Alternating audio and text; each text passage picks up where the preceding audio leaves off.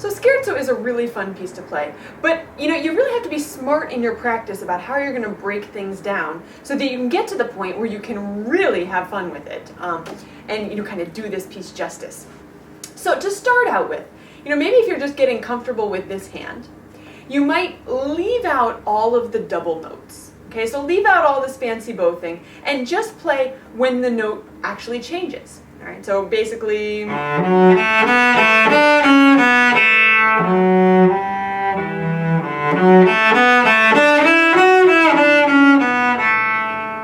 so I'm just leaving out all that fancy bow stuff and just getting the left hand. Now, actually, what I'm also thinking about here is the phrase shape.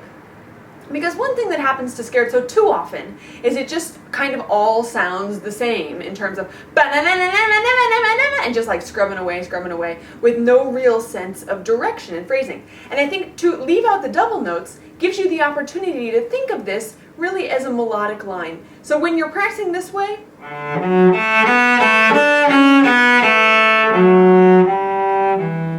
try to really exaggerate where are these phrases, what notes are leading and which notes are coming back, right?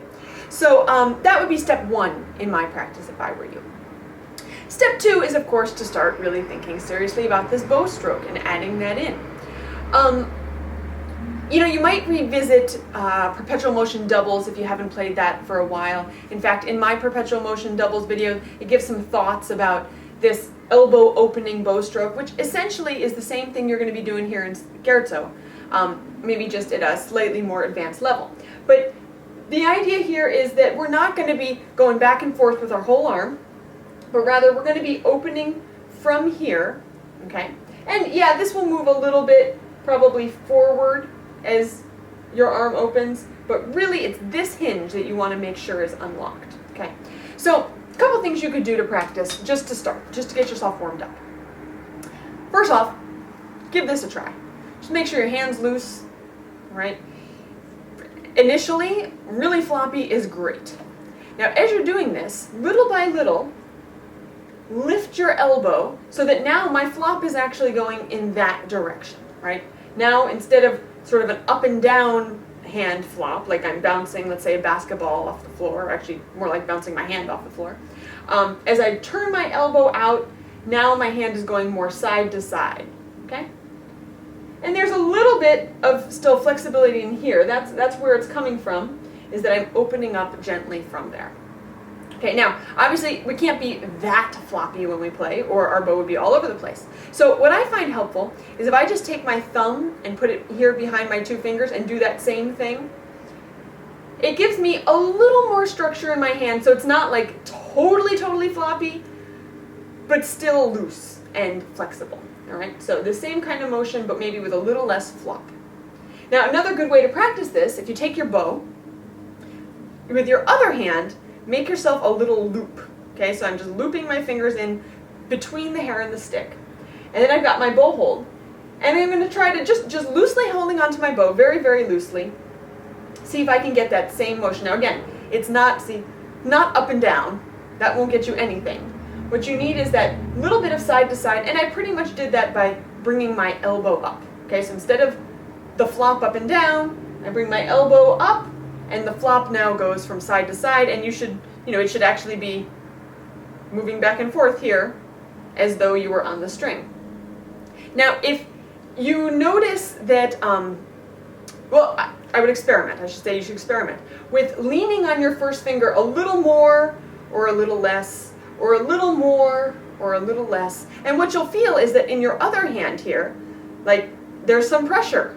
And this is your imaginary, string contact point. So here you'd be kind of more in the string, which would get you a really big sound. And here, a little more neutral, okay?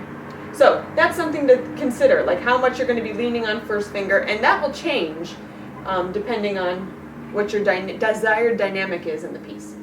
All right, so getting really good at this flop, opening from the elbow, still able to keep a really nice bow hold, make sure your thumb is curved, okay? But feeling loose. You want to feel like you could do this all day. Like it's not a whole lot of work. See how loose I was? Drop my bow.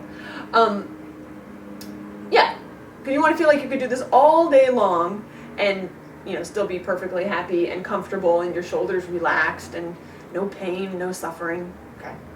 So then, when I put this on the string, maybe as a warm-up, what I'll do is I'll revisit what we did in perpetual motion doubles with some little rivets. Okay, and what I want to feel here is that I move once and my bow kind of bounces back. So I'm not going ribbit, ribbit, but I'm going ribbit, ribbit. There's like a little rebound. I'm in the middle-ish of my bow, maybe, balance point or a little further out. And I want to start at that spot and come right back to that spot. A very little bow. And you might notice that I'm not totally just moving my hand to the side. There's a little bit of a downward motion. Take a look right here. Okay, so it's not just slot to the side, but I push down maybe a little tiny bit. All right, so I get really good at those rivets, like you were really good at them when you did perpetual motion doubles. And then what I'm going to do is sort of expand that out into groups of 4. But still what I want is that I'm only working on the first note, and the rest just kind of bounce off. So it's going to sound like this. Okay, so you see how the first one, I give it a little bit of an accent, and then the other 3 just sort of blah, blah, blah, blah, blah, blah, barely working at all.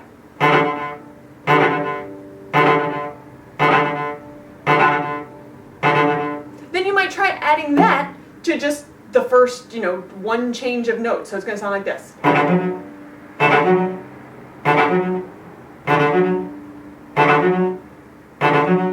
Okay.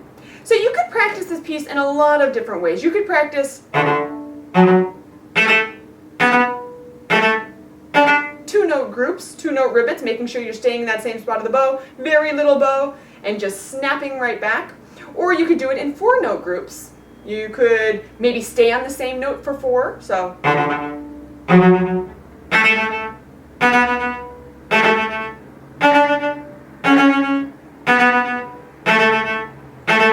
Okay, you could do it that way, or you could change notes, would be the next more difficult step.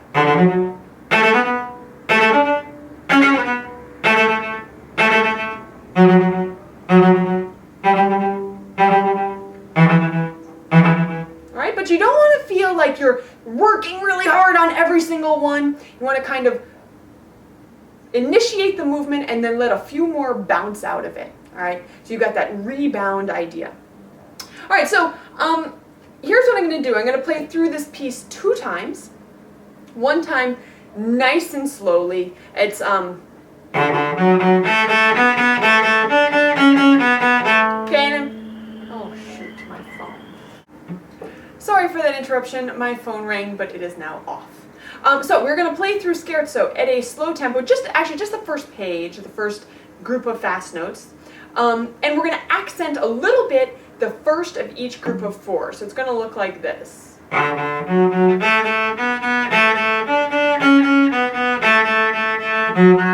Okay, join me on that. Ready, and.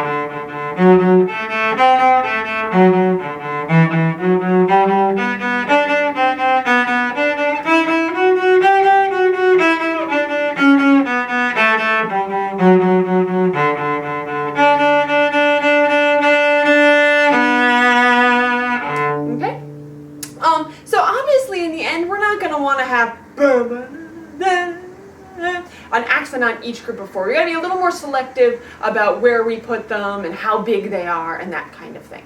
But for practice, just to get a sense of that grouping of the notes, not a bad idea. All right, so here's what I'm gonna do. I'm gonna play through all the Scherzo at a pretty zippy tempo.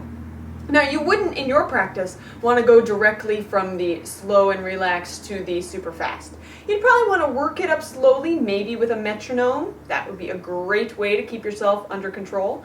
And then also keeping in mind what we started with the phrase shapes and how you can get those ideas in. But I'm just going to play through it because I think it's fun and I want to play it. Okay, so here we go.